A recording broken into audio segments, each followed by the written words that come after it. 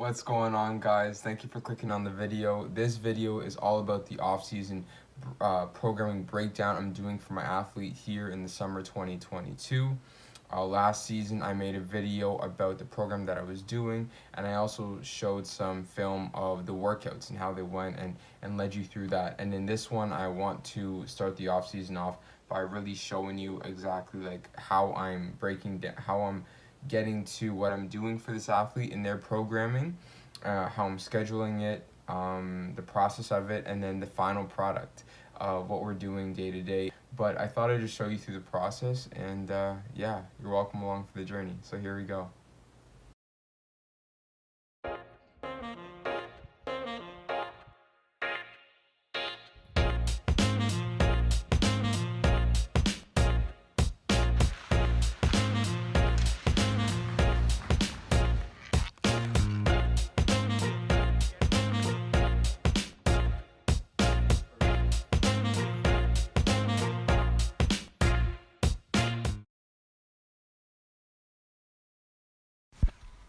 So the first thing we want to do is see how much time we have to work with.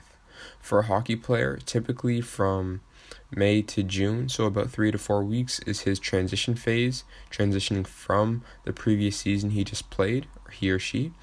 And then from June to approximately late August to September is the pre-competition phase. And then obviously throughout the year from September to April or May, or even June sometimes, is the competition phase. And so here what we're doing is looking at the amount of time we have for the pre-competition phase. So the transition phase, I'm not too worried about, but I want to know when I'm starting the pre-competition phase, which looks like it'll be between June and August or September for my guy. Here we have goals for the off season. So during this pre-comp phase, during these 19 weeks where we're training after our transition period, we want to, one, focus on speed for this athlete and increasing that. Number two is strength, alongside that hopefully gaining 10 pounds this summer. Some other honorable mentions in this kind of category are injury prevention. Obviously, if your athlete is injured, then they can't play at all. So making sure that you have time and incorporate things for that is important. Some prehab, some stretching, all that stuff. And then there are on-ice skills, which I won't get into the details of in this video. Here in the program, the weeks that are blue are pretty much blocks where I want him focusing on strength, and anything yellow are blocks or weeks that I want him focusing on speed. The next thing we're going to do here is make some jot notes. I can't remember exactly what I was writing down, but maybe something related to periodization or notes that I wanted in to remember. That's all. So here I'm just doing some more research on periodization methods. I'm not well versed in all periodization methods, so I had to look some stuff up online and watch some videos and see what's out there and what would be the best structure for my athletes' training. And so once I was able to do this and come up on a periodization method, I was good to go and started implementing my workouts based around that method and structure that I had found. So I just finished the research and filling in any gaps I had with different periodization models. There's linear, there's block, there is undulating, there is conjugate, there is like step periodization. Like there's a few, and I'm not an expert at all of them. But block. Undulating periodization is a model that I think would best suit my athlete.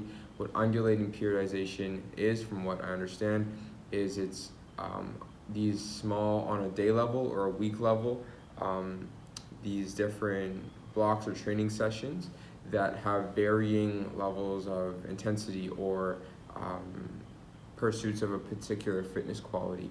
So what I mean by that is on a specific day, you could be working within a specific week, you may be primarily focusing on hypertrophy with a few strength sessions or hypertrophy sessions, and then one day where you focus on speed, and then one day where you focus on power. And so maybe in the next week or the next block you want to focus on something else, and you want to focus on like maximal strength, and you will have predominantly training sessions geared towards that, and so it allows you to have variety in it. So at this point, I know when I want my athlete's transition period to end, and when his competition period starts, like later in September, like mid-September, right? And so these different periods, like of the macro cycle in a periodization model, right, kind of give me an outline of where I have to work with and like where I want to build from.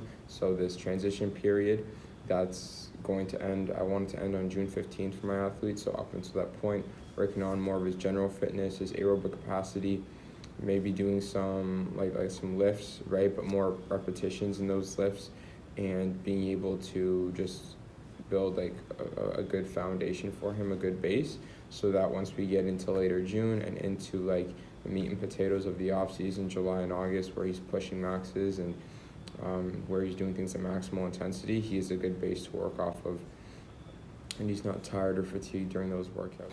So I just finished plotting out what I want each block to be throughout the summer. So there are 13 weeks after the transition period and before the competition period. So between June 15th and like September 15th, whenever I wrote down the competition start date or his season start date, there's like 13 weeks that we have to work with. I was just writing down, it's this bottom portion. Like here, like either speed, strength, speed, strength, like I don't know exactly which one's which because I can't see it from here, but I write them down in these boxes, and there's 13 boxes. So like what each block or each week, these represent a week, 13 weeks, to be. A block doesn't have to be a week, obviously, but it was just the easiest way for my brain to kind of put everything down. And now I'm gonna go in to like the heart of the off season, or like the meat and potatoes of the off season. So like mid-August, late August, and like figure out for like a speed block or a speed day or a strength day, like what he'd be doing then, right? Where he's like really like almost at his peak going into the season. I'd reverse engineer from there. So if that's the pinnacle of like our off season, or that's the peak or whatever, okay, how do we reverse engineer and get back to where we're starting at, right? And then build up from there. So that's what I'm about to do now. I want to be able to track his progress through being able to be consistent with exercises. And so that means that I'm not going to do like 20 different variations of squats, because then it's hard to know how much progress he's making between a front squat, a single leg squat, a front squat with a tempo, like a bunch of different things. So I want variety and the different stimulus so that he doesn't plateau. But at the same time, I want to be able at the end of the summer to be like, wow, this is the progress you've made from when we started.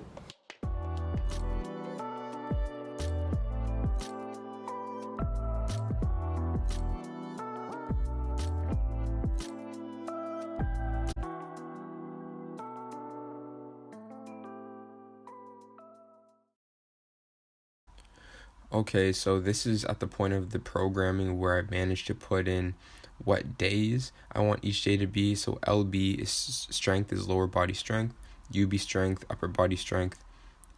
Everything else is pretty straightforward. But yeah, also one thing that I haven't gotten a chance to mention in this video is that even after I show you guys like the final product, there will always be things that need to be changed. In this schedule, I've haven't even taken into consideration the different dates he may be going to a camp or a tryout or have a skate or something that he needs to do. Alright guys, I just finished all the detailing for the programming, so I'm excited. Let's get into it. Let's analyze. Alright, let's dive in. So what we have here, so starting off our off-season goals, the first one is speed, so having more speed on the ice, and then strength. So along with strength, one thing we were thinking about for this athlete is for him to put on some muscle, and approximately 10 pounds. Cool, okay, we're going. And so yeah, and then we have some on ice goals. So increased physicality and a sense of urgency, quicker decision making, and then increased comfortability holding onto the puck. But that's some stuff that's more pertaining to on ice, so we'll leave that for another time. Anyway, so here in the blue, everything in blue here is a strength week, or strength predominantly is the focus, and everything in yellow, as I'll scroll down, is everything that's speed, speed dominant, a speed dominant week. Okay, so it doesn't mean that there won't be strength in the blue and, or sorry, speed in the blue and strength in the yellow. It just means that for weeks that are blue, the intent for that block or that week is to be focused on strength, and when it's yellow, it's speed. Okay, but there's exercises interchangeably for both fitness qualities. So we have Monday starting off for a strength week. In the beginning, we'll have like Monday is like a power day. Tuesday is UB strength. It stands for upper body strength. Wednesday is cardio. I left it blank because I'm not exactly sure if I want to do if I want to do the same cardio every week, or if I'd like to change it, because if you notice in week 2 here, our cardio 400-meter repeats. If you don't know what those are like where you do a 400-meter sprint around the track as fast as you can, you get a break, and then you give yourself anywhere between 1 minute to like 2 minutes, or to then rest, and then you go and do it again. And so by the peak in the summer, we can do this, and I want him to get down to like a minute's rest, and then to be able to do that 10 times. So boom, 400-meter sprint, 60 seconds rest, and then doing it again. So I don't know if I'd want that every week. I don't want to totally beat up his body. It's really something I'm trying to figure out, balance between making sure he's like training adequately, but at the same time I'm not beating him up unnecessarily. So if we could do cardio in some other form, maybe on the bike, then it would be a little bit easier on his body and his joints and stuff. And then moving on, we have active recoveries on Thursdays and Sundays. So active recovery slash bulletproofing, I've labeled it as. And so there's a few different exercises here, and it's not just about stretching. In recent times, I've learned that it's also about just being able to kind of like prehab as well.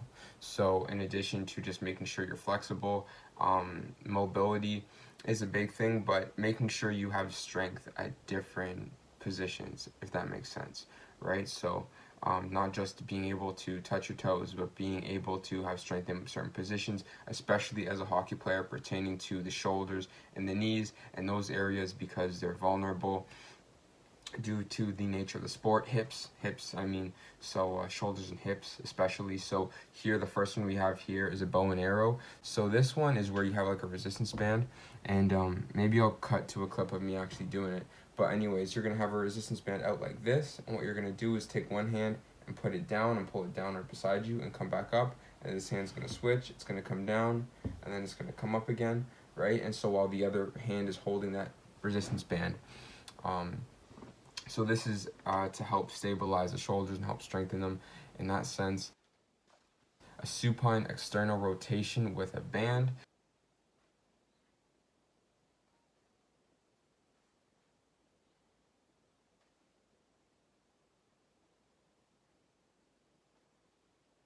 Another one that we have are reverse flies. So the athlete is bent over, and then they're just flying backwards like this.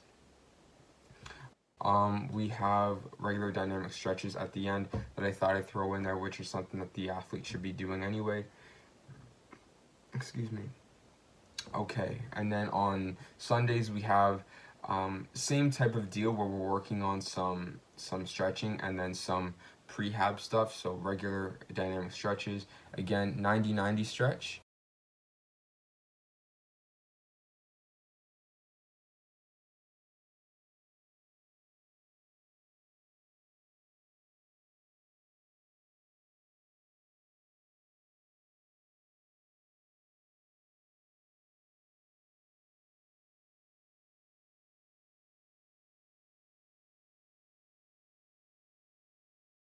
And then we have a single leg landings. So we are single leg landings essentially is when I want the athlete kind of either from a box or from a height, or just on one foot, like up and down, being able to practice the absorption of weight and of force. So that, and my strategy or my kind of thinking here with this is that if the athlete can kind of prehab his knee and allow that knee to, and the tendons involved, to get really good at absorbing force. Then if there's force during the game, if it's in more of an unconventional sense where like a knee on knee, or just like kind of fell awkwardly and it put a lot of strain on the knee, I'm thinking that this would help the athlete to best avoid any kind of like brute force or damage to any of the anatomy within the knee and around that area. And so moving down, for power, we have power cleans. We have med ball throws. I thought would be helpful on lateral bounds, especially for like a hockey athlete where they're moving from side to side, striding. So I thought that would be really important that I want to incorporate into there. And for the recovery days, I'm gonna link. I'm gonna throw in some links for some of the recovery stuff or bulletproofing stuff I call it, that I found that I want to incorporate into this. All right, moving down, I want to get into what it looks like when we do a speed week or a speed block. So,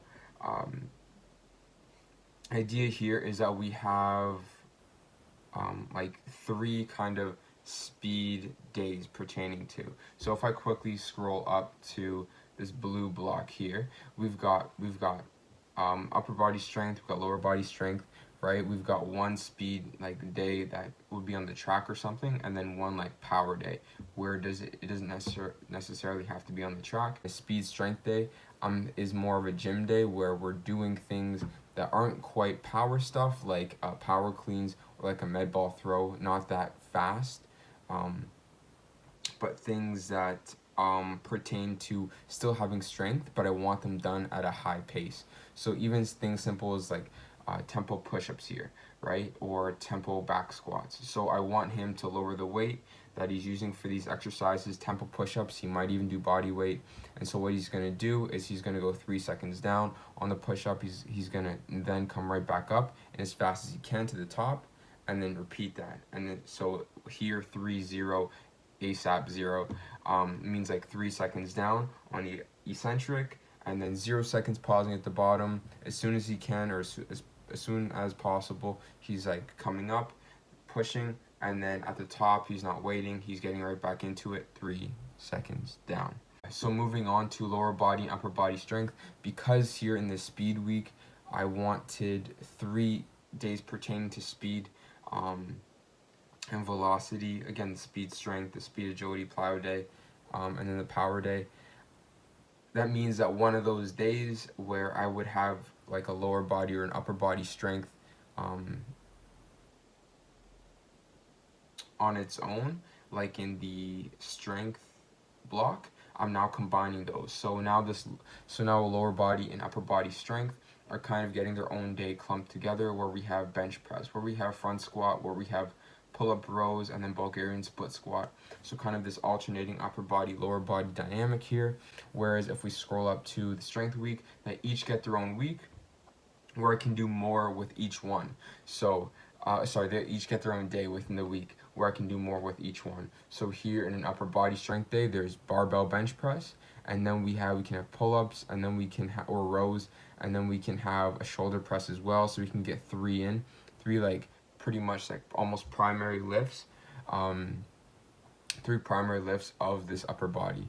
And then in the lower body, we can do front squat, we can do RDLs, and then we can do Bulgarian split squat. Whereas if I try to do those 6 again and then just stick them together in one session, that would be quite the strain on my athlete from a physiological perspective and on the central nervous system. So it's kind of like prioritizing, all right, which ones are most important. And then for this week, we'll put them together, and we'll put them together on this lower body and upper body strength day. Okay, so that was the idea there. And then, yeah, so moving on, we've got a speed agility plyo day. I don't really have it much here. I only have like hurdles for warm up. That's all I'd want that's all I know for sure that I want my athlete to practice, is being able to open up and move his hip flexors real well. So having hurdles of some sort in the warm up. But other than that, I feel like there will be a lot of variety in what we do. Some days we would do jumping, some days we would do like in plyometrics, Some days we would be on a hill. Some days we'll be on flat land and doing quick sprints. I know last year, if you watch my previous off-season training stuff, at one point I was like throwing him a football after he did like sprints, and then he reacted to me calling out which way I wanted him to turn, right? So different stuff that we have fun with and we do that I wanted to that I'd like to incorporate. So I don't have anything specific down. Same thing, active recovery, same kind of stuff as we do during the strength week, because I want him to consistently be able to prehab and make sure he's just like super sound, super good in terms of his bodily health and movement going into the season. So there's a bunch of different exercises, especially for power, that we can do. Another thing I was thinking about that I didn't put in here, but that I like, are loaded jumps. And so barbell over your back, and you're able to do these jumps where you're trying to get as high as you can off the ground, and generate as much force and doing that. So we might do that at one point or another as well. And so one thing, a trend throughout this programming is, so when I started, so if we can scroll up to the top here, when I started, I wanted him to do like 12 reps of bench press, right? So we're just getting into, we're starting to pick up on his off-season training now. He's starting to be more consistent with these workouts and stuff. I just want him to really get acclimated with the different movements. And then as we go down, let me scroll down to like August. So now at this point, hold up. Now at this point on his barbell bench press, I want him doing like only 6 reps, but 4 sets, right? So this is the point where it's most intense. He's lifting the most amount of weight, right? So by having him do more reps earlier on and being able to just familiarize himself and getting his body used to being able to lift heavy and lift frequently and stuff like that, maybe with a little bit of lighter weight to start off, with a lot of things, then that allows him to kind of build this good base that we can work to intensifying as the summer goes on. I also want to mention that I'm still playing around with rest time, variations, different exercises, and so there may be different problems that come up when you are training your athlete in the off season. Sometimes you might not have enough space. Sometimes you might have not the gym, like you may have limited access to gym equipment, and you just have to work with what you have. Sometimes the athlete sustains an injury, and you're set back a little bit, and maybe they have to go to rehab or physiotherapy or whatever it is before you can kind of pick back up on where you were in your off-season training. So different things come up, or the athlete just might plateau with their training and they can't seem to progress past a certain point, and you need to maybe spend more time on a specific fitness quality. By no means will I be perfect in sticking towards this. Something's going to come up, something's going to change. Yeah, so this is just kind of a template. It's not exact by any means. Another thing I want to bring up is that my athlete particularly might actually be working with a different trainer a couple times a week for specific things. Well, that's what we're intending for. And so that's another thing to kind of plan around too. If there's another trainer that your athlete is working with, I think it's a good idea for that trainer to be there for a specific purpose. So some athletes have like trainers that they go to for speed and for track stuff, and so like they have their track guy, and then you let them take care of that, and then they can go to you for strength work, for mobility, for different things like that. And that way there's not this overlap of like different kind of processes going on, right? So if there's like 2 strength and conditioning coaches that both do like strength work, that are both helping an athlete train on like separate plans or programming, that can kind of be a little bit messy. And so it's probably in the athlete's best interest that each one has their own specific roles and duties to help the athlete. So you've seen the programming, you've seen the periodization and method that I'm doing here, and this takes approximately 13 weeks to complete this portion, what I've shown you. Before I even do that, the next 4 or 5, I can't remember exactly, weeks, I'm having my athlete do more general strength stuff, essentially just trying to create like a good base and foundation for him before we get into this more intense programming. One thing I was thinking about after I've already done the programming and stuff for this was I already made my priorities. So like I said, having more strength and speed. Speed's number one, strength's number two, as priorities for his off-season physical development off the ice. It got me thinking about like specific things such as like movement quality or specific mobility aspects, or are we trying to change any mechanics or anything like that in his movement. And so that's something that I'm still going to keep in mind and going to do at the start of what I just showed you at the start of this programming, because having his general strength and general foundation and stuff, that's good for him to do in the meantime. And then before we start this, if there's things that I notice from his movement patterns or anything like that, any kind of tightness or whatever, I'm going to make extra notes of that to incorporate into his active recovery day. So I mentioned previously about having variety in the programming. I think it can be really useful for a different stimulus, for each muscle group that we're working. And so a couple of ideas here. One would be for lower body squatting to switch up between back squat and front squat. And this is more than just for stimulus sake, but also for postural control reasons. So having a front squat, because that weight is here at the front of our delts, and we kind of have to form a shelf with our elbows and our arms to keep that weight up. This requires a lot of postural control through our upper body, through our back, through our core, and down to our legs. So it's a lot more than just how much can we squat, right? Not everybody that can back squat can front squat. And so when doing this would be great as something, especially earlier in the off season. It's great later too, but earlier as well, especially because it gets that athlete to have that postural control. It forces them to have good movement quality, right? Otherwise you can't perform the exercise. And so what's great about this is we can start off our off season doing this, and then as we're getting more intense and we're trying to build strength, we can switch to a back squat where, as long as we have good movement quality and we're trained in that technique, we can build our max strength, right? Because we can obviously lift more in our back squat than our front squat if we have good technique in both. And so by having front squat in the beginning of our programming and then going to back squat later, it allows us to focus from postural control and being able to squat with that to being able to squat for strength, max strength period. And we can go back to front squat after as well. Yeah, that's it. Thank you for watching, and now it's time to do the work. Peace.